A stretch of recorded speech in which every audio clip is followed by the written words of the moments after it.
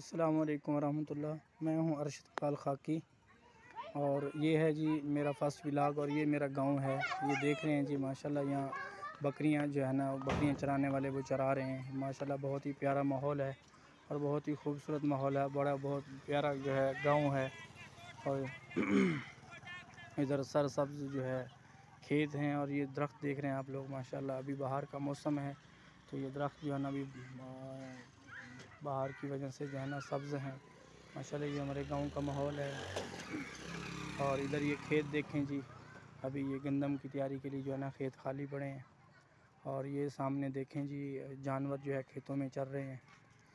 तो ये है जी हमारे गांव का माहौल, बहुत ही प्यारा माहौल और बहुत ही जो है खुला माहौल है। खुली हवा, ऑक्सीजन की कोई कमी नहीं है। माशाल्लाह यहाँ पे खुला माहौल है, चारों तरफ हर तरफ दरख्त ही दरख्त हैं। तो बहुत ही अच्छा माहौल है माशाल्लाह। ये देखें जी सामने स्कूल नज़र आ रहा है आप लोगों को, ये मिडिल स्कूल है ये।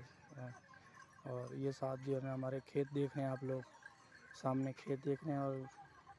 और ये देखें जी हमारी एक शॉप है माशाल्लाह गांव के अंदर।